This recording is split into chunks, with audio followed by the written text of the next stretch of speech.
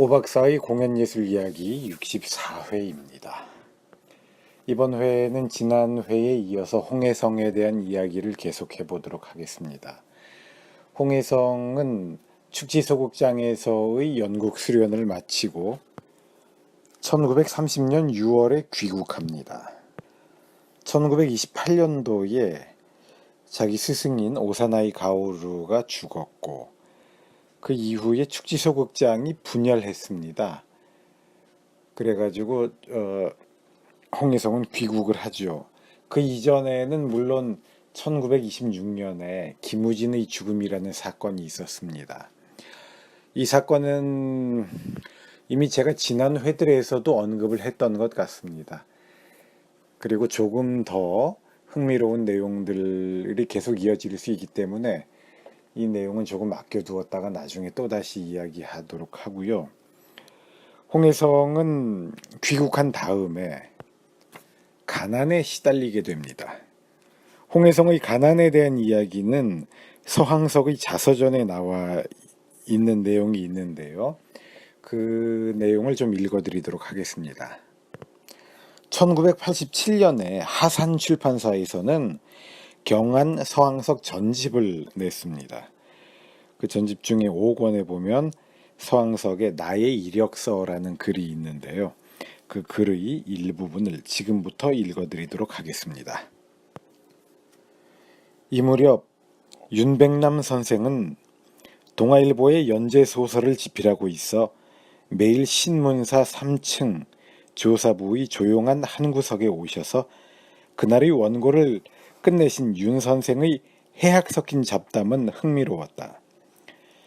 때로는 이 잡담의 자리에 홍해성 씨가 끼이는 일도 있었다.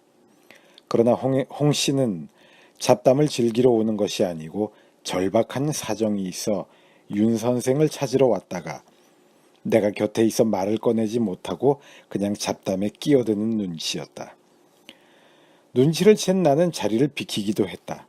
그러나 그것도 한두 번이지 차차 나하고도 친해져 가니까 그는 내가 곁에 있더라도 자기의 사정을 털어놓는 것이었다. 쌀이 떨어졌다, 뗄나무가 없다 등등. 윤 선생은 호주머니를 뒤지다가 가진 것이 넉넉치 못하면 몸에 찬 시계를 떼어주면서 전당표는 갖다 주시오 하는 것이었다.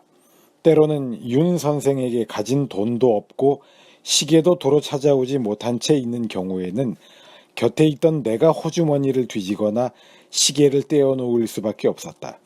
그는 사양없이 받아주었다. 그의 사정은 그만큼 절박했고 우리의 친분은 그만큼 늘어 있었다. 네, 경안 서항석 전집 5권에 있는 나의 이력서에 포함되어 있는 글 내용인데요. 저는 유민영 선생이 쓰신 한국 근대 연극사 책 720쪽에서 다시 재인용해서 읽어드렸습니다. 이거 말고도 조금 더 자세한 내용이 있는데 그 내용은 유민영 선생님 책에는 인용되어 있지 않네요. 관심이 있으신 분들은 경안 서항석 전집에 있는 나의 이력서라는 글을 참고해 보시면 되겠습니다. 이 당시에 서항석은 동아일보 기자였습니다.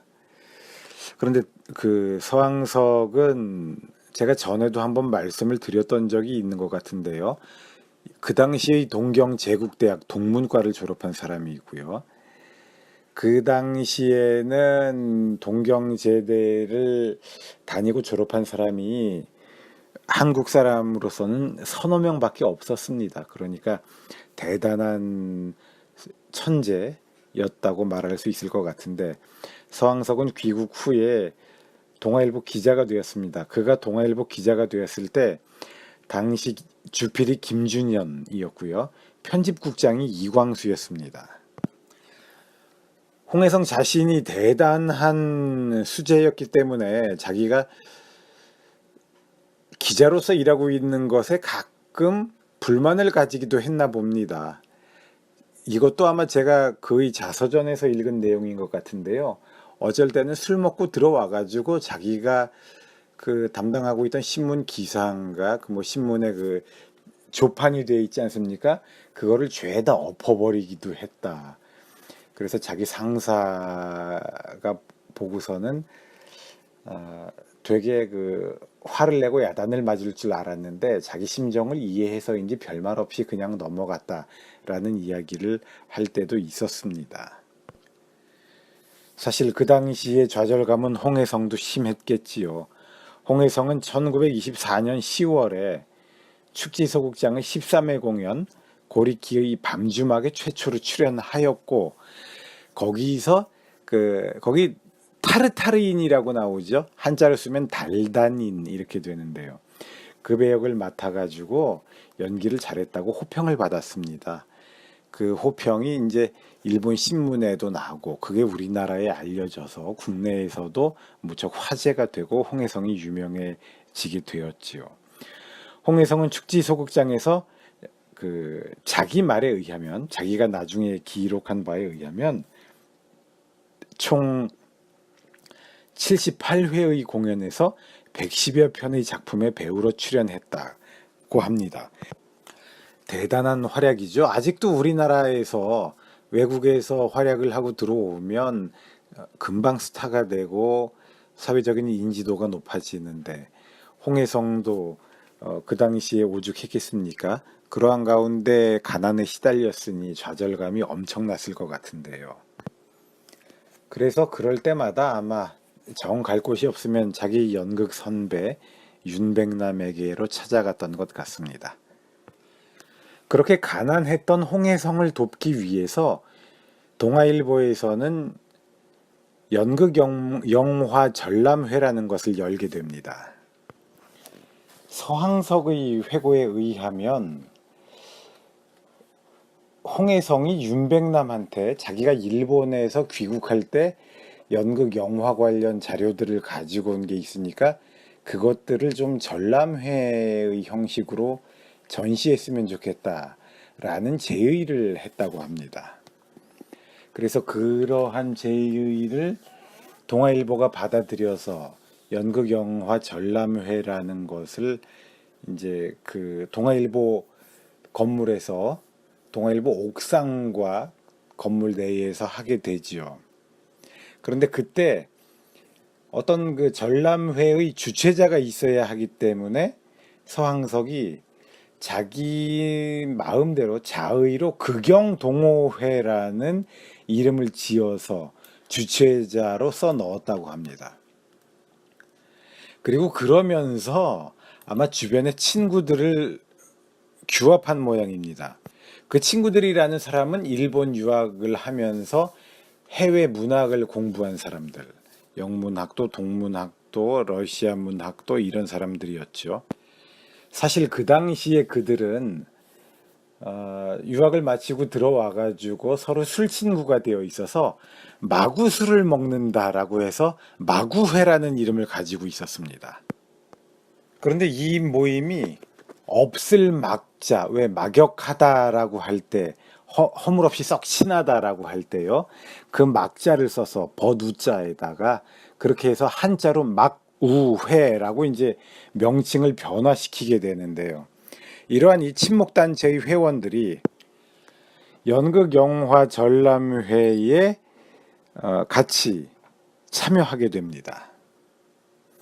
그래서 연극영화 전람회를 잘 치르고 나서 사실은 잘 치른 건 아니었고요. 결국 홍해성을 돕기 위한 그 행사도 적자가 나게 돼서 결국은 홍해성이 돈도 못 벌고 그 적자가 난 금액을 갚기 위해서 동아일보에다가 연재 기사를 쓰게 되거든요. 하여튼 이제 그렇게 됐는데 이렇게 모인 막우회의 사람들이 이 행사가 끝나고 나서 헤어지기가 아까우니까 이번 기회에 같이 예술 활동을 하자라고 해가지고 극예술연구회를 조직하게 되는 겁니다. 제가 아까 그 더 자세한 내용도 있는데 유민영 선생님의 책에서는 그 부분이 빠져 있는 것 같다라고 말씀드린 것은 이제 제가 잠깐 그 착각을 해서 다른데 그 유치진 자서전에 나와 있는 다른 내용을 제가 언급했던 것입니다. 그 즈음의 연극영화 전람회의 즈음한 홍해성의 사정을 유치진이 자기 자서전에서 기록하고 있습니다. 이건 또 역시 유치진 전집에 나와 있는 내용인데요. 제가 한번 읽어드리겠습니다. 지금부터 읽겠습니다. 다 알다시피 홍해성은 스키지 소극장의 유일한 한국인 배우로 활약한 바 있는 사람으로서 당시로서는 보기 드물게 앞선 연극인이었다. 그는 당시 아시아권에서는 가장 앞선 신극운동의 본거지 스키지 소극장에서 제대로 배우 수업을 받았기 때문에 우리나라 신극의 목표인 리얼리즘 극에 관한 한 다른 연극인들이 추종을 불허하는 실력을 갖추고 있었다. 또한 그는 예술가로서의 인품도 갖추고 있었다는 점에서 기대를 모았다. 하지만 그는 순진무구한 데다가 사용마저 없어서 가소를 이끌기가 매우 어려웠다. 중략. 홍해성의 실망은 컸고 그는 많은 가소를 관철동의 여관방에 밀어놓고 실의의 나날을 보내는 처지였다. 중략. 하루는 홍해성으로부터 좀 만나자는 연락이 왔다. 중략. 그는 만나자마자 연극 현실의 암담함과 생계 걱정부터 했고 앞으로의 막막함도 털어놓았다. 그리고 당장 가족의 빵의 해결이 가장 시급하다면서 나보고 동경서 가져온 연극 자료를 내놓으라는 것이었다. 주변의 젊은 문인들이 자신을 위해서 전람회를 열어준다는 것이었다. 네, 서울 예대 출판부에서는요, 1992년에 동랑 유치진 전집을 냈습니다. 거기 구권에 보면 유치진의 자서전이 있는데요. 거기 있는 내용을 제가 중간중간 생략해서 여러분들께 읽어드렸습니다. 여기서 중략은 제가 생략해서 안 읽은 부분들을 말하는 것입니다. 이렇게 해서 열리게 된 연극영화 전람회는 여러 가지 자료들이 전시가 되었습니다. 토월회, 조선연극사, 연극시장 등 한국의 이제 각 극단을 위시해서 연희전문학교, 이화여전 등 각교 학생극의 무대 도면과 동경축지소극장의 선전 포스터, 브로마이드, 무대 도면, 영화배우 초상, 또 우리나라의 산대극의 탈 같은 것들이 전시되었습니다. 그리고 서황석과 가까웠던 이현구, 조희순, 이하윤, 함대훈, 장기재, 김진섭, 최정우 같은 마구회의 멤버들도 극영동호회에 참여하게 되어서 실체가 없던 이 그룹이 12명의 회원을 갖는 실체가 되죠. 당시로 치면 이 사람들은 그 시대 최고의 지성인들 아니었겠습니까? 그리고 모두 외국 문학을 했기 때문에 최고의 인텔리로서 자부심이 대단한 사람들이었습니다. 거기다가 이 중에 서항석, 최정우, 조희수는 동경제대를 졸업한 사람들이었습니다. 그러니까 이들이 결성한 조직이 얼마나 그 당시에 사회적으로 주목을 받았을지를 짐작할 수 있겠습니다. 그리고 정인섭, 이헌구, 이하윤은 대학 교수였고요. 또 함대훈, 서항석, 이헌구, 이하윤 이런 사람들은 또 신문사의 기자 혹은 간부들이기도 했습니다. 기자하다가 교수도 되고 그랬던 거죠. 그런데 저는 이들의 정치적인 정체성이라고 할까요?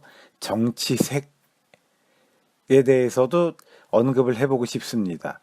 이들은 민족주의 우파에 속하는 사람들이었습니다. 3.1운동이 지나고 나면 3.1운동이 이제 결국은 결과가 좌절된다고 봐야겠죠. 그 좌절 후에는 우리나라에 좌익이 나타나게 됩니다. 그러면서 민족운동도 몇 개의 노선으로 나뉘게 되는데 좌익이 아닌 사람들도 민족주의자들도 민족주의 우파, 민족주의 좌파로 나눠지게 되는데 이들은 민족주의 우파에 속하는 사람들이었습니다. 제가 지금 정확하게 기억은 안 나지만 이런 식의 구분을 최초로 했던 분이 아마 조지훈 선생일 겁니다. 민족주의 우파는 인천 김성수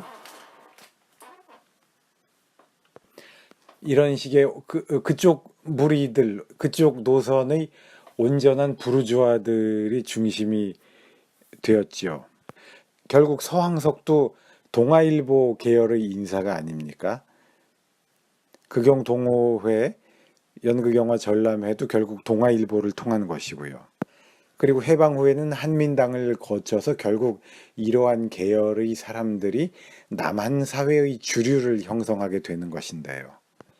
이러한 흐름 안에 위치하는 사람들이 모인 집단이기 때문에 이들은 당연히 바로 극예술연구회는 조직되자마자 좌익들과 어떤 그 대립의 각을 세우게 됩니다. 심지어 극예술연구회가 설립될 때는 그 창립 모임 같은 데서 박노와 같은 러시아 계열의 좌익 인사는 자기들이 소외시키면서 조직을 결성하게 되거든요. 좌익 지식인 연극인들 그리고 또 좌익 연극에 가담하게 되는 이른바 신파 연극인들과 대립하는 남한 연극의 유치진과 서항석을 중심으로 하는 주류들이 어떻게 형성되게 되는지가 이미 이 당시부터 그 모습이 나타난다고 하겠습니다. 이런 이야기들은 제가 논문으로 써야 되는데 아직까지 차분하게 앉아서 논문을 쓸 여건이 되지 않는 것 같네요. 기회가 되는 대로 제가 글로도 한번 써보도록 하겠습니다. 이번 회는 여기까지만 이야기하도록 하겠습니다. 들어주신 여러분들 고맙습니다.